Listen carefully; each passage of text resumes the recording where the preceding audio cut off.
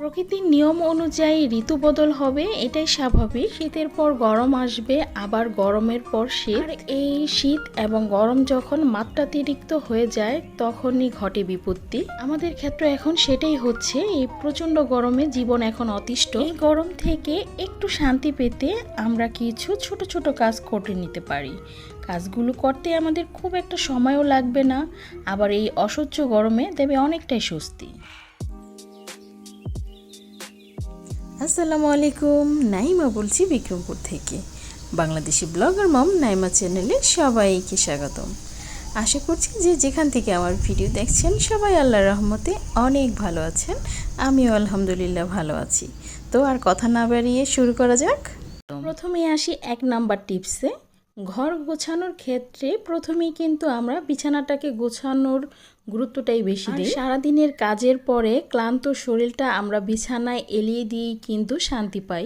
বিছানার চাদরটা যদি আপনি সুতি, মসৃণ এবং হালকা কালারের রাখেন তাহলে কিন্তু এই গরমে আপনি অনেকটাই শান্তি পাবেন। সুতি চাদরে ঘাম শোষণ করে নেয় দ্রুত, গরমে যথেষ্টই আরামদায়ক, আপনার বিছানাটাকে ঠান্ডা রাখতেও সাহায্য করবে।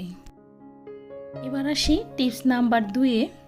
বিছানার চাদরের পাশাপাশি এই গরমে আমরা গায়ে দেওয়ার জামা কাপড়গুলো কিন্তু অবশ্যই সুতি কাপড়ের নিব।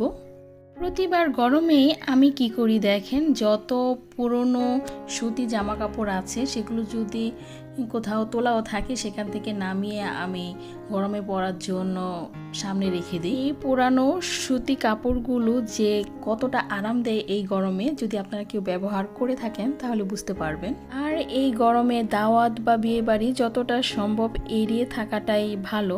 তবে যেখানে একদমই না গেলে চলে না সেখানে কিন্তু আমরা ভারী বা জর্জেট শাড়ি কাপড় এগুলো বাদ দিয়ে এই ধরনের সুতি নর্মাল যেগুলো পরলে আরামদায়ক সেগুলো পরে আমরা কোনো অনুষ্ঠানে বা বিয়ে বাড়িতে যেতে পারি।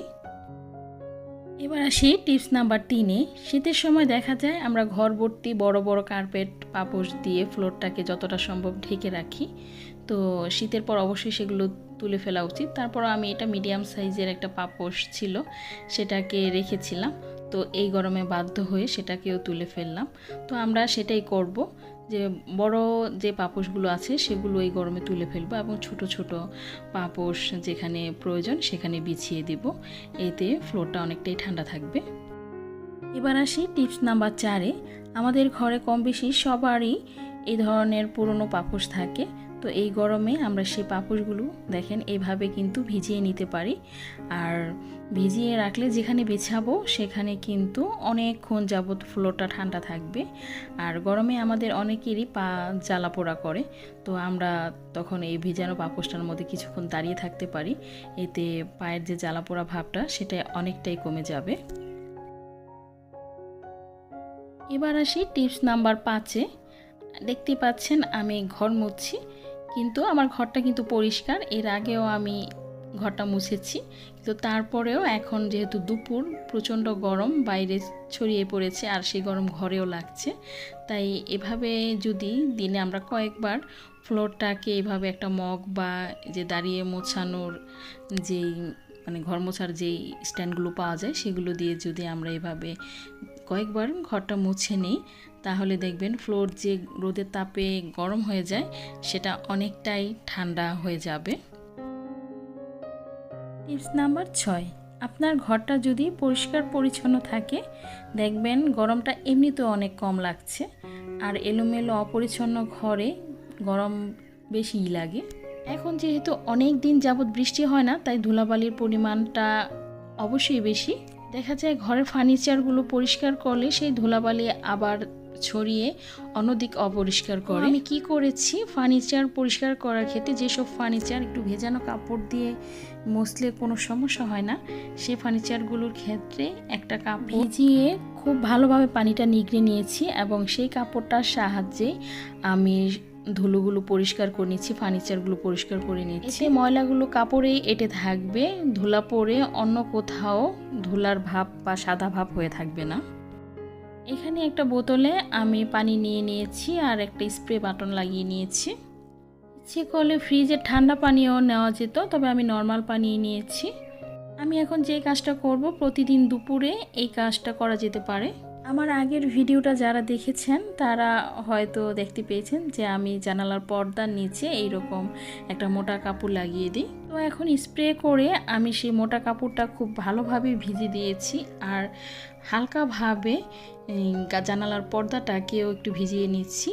খুব বেশিভাবে যদি আমি পর্দাটাকে ভিজাতে চাই তাহলে এটা নষ্ট হয়ে যেতে পারে। এই নিচের কাপড়টাকে ভালোভাবে ভিজিয়েছি আর পর্দাটাকে হালকাভাবে ভিজিয়ে নিয়েছি। এই ভেজানো পর্দা থেকে ফ্যানের বাতাসে একটা হালকা ঠান্ডা ভাব ছড়িয়ে পড়বে। বারান্দায় আমি যে চাদরটাকে লাগিয়েছি সেটাকেও একটু স্প্রে করে ভিজিয়ে দিলাম। এতে রোদের তাপে এটা যখন গরম হয়ে যায় তো পানিটা শুষে তারপর গরম হবে। এবার আসি টিপস নাম্বার 8-এ। তো অনেক সময় এখন দেখা যাচ্ছে আমাদের ফ্রিজের নর্মালি যে খাবারগুলো সেগুলো খুব দ্রুতই নষ্ট হয়ে যাচ্ছে। এই ধরনের ডিজিটাল ফ্রিজগুলোতে আমরা টেম্পারেচার দেখতে পারি যে ফ্রিজ কি অবস্থায় আছে। নর্মাল ফ্রিজের টেম্পারেচার যখন 3-4-এর বেশি উপরে উঠে যায় তখন খুব দ্রুতই নর্মাল ফ্রিজের খাবার নষ্ট হয়ে যায়। নর্মাল ফ্রিজের টেম্পারেচার আমাদের যতটা সম্ভব 3 ডিগ্রির নিচে রাখাই বেটার। যাদের ডিজিটাল ফ্রিজ নেই তাদের তো বোঝা খুব কষ্টদায়ক যে ফ্রিজ কি অবস্থায় আছে। সেই অবস্থায় আমরা কি করব? আমরা ফ্রিজটা যতটা সম্ভব কম খুলবো। অনেক সময় দেখা যায় 1-2 ঘন্টার জন্য বিদ্যুৎ চলে যায়, তো সেই সময় আমরা ফ্রিজটাকে একদমই খুলবো না আর বারবার ফ্রিজ খোলা থেকে বিরত থাকবো। এখন বাজারে এ ধরনের পানির বোতলগুলো অ্যাভেলেবল পাওয়া যায়। এই পানির বোতলগুলোর বিশেষ সুবিধা হচ্ছে বেশ কয়েক ঘন্টা ঠান্ডা পানি রাখলে ঠান্ডা থাকে এবং গরম পানি রাখলে গরম থাকে। এই তীব্র গরমেও দেখা যাচ্ছে স্কুল মাদ্রাসা সবই খোলা, আর বাচ্চারা প্রচুর কষ্ট করে গরমের মধ্যে ক্লাস করছে। বাচ্চাদেরকে একটু আরাম দিতে আমরা এই পানির ফ্লাস্কগুলো ব্যবহার করতে পারি। যেহেতু ওরা লং টাইম স্কুলে থাকে, নর্মাল বোতলে পানি নিয়ে গেলে সেগুলো কিন্তু গরমই হয়ে যায়। তবে এই বোতলগুলোতে যদি আমরা পানি, জুস যেটাই দেই না কেন সামান্য বরফ অ্যাড করে তারপর ওদেরকে স্কুলে দিয়ে দিই, তাহলে দেখা যাবে পানিগুলো লং টাইম পর্যন্ত ঠান্ডা থাকবে আর ওরা খেয়েও শান্তি পাবে। এবার আসি একেবারে শেষের টিপস নাম্বার 10-এ। যারা আমার মতো গ্রামে আছেন, শহরের মানুষের তুলনায় একটু হলেও শান্তিতে আছেন। এই রোদ গরমেও প্রকৃতি অনেকটাই সবুজ, আর এই সবুজে অবশ্যই কিছু না কিছু শান্তি আছে। আর গ্রামের বাড়ির প্রায় প্রত্যেকটা বাড়িতে এ ধরনের টিউবওয়েল আছে। এই টিউবওয়েল থেকে 20-30 সেকেন্ড চেপে পানিটা ফেলে দিয়ে তার পরবর্তী পানিটা যদি আপনি নিয়ে আসেন, সেটা আপনার ফ্রিজের পানিকেও হার মানাবে।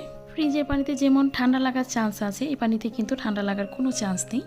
তো এই ছিল আজকের আয়োজন। যদি ভালো লাগে তাহলে প্লিজ একটা লাইক দিতে ভুলবেন না। এই ধরনের আরও নতুন নতুন ভিডিও পেতে আমার চ্যানেলটাকে সাবস্ক্রাইব করে রাখতে পারেন। যদি ফেসবুক থেকে ভিডিওটি দেখে থাকেন তাহলে পেজটি ফলো দিতে পারেন। আজ এই পর্যন্তই। সবাই অনেক ভালো থাকবেন। আল্লাহ হাফেজ। আসসালামু আলাইকুম।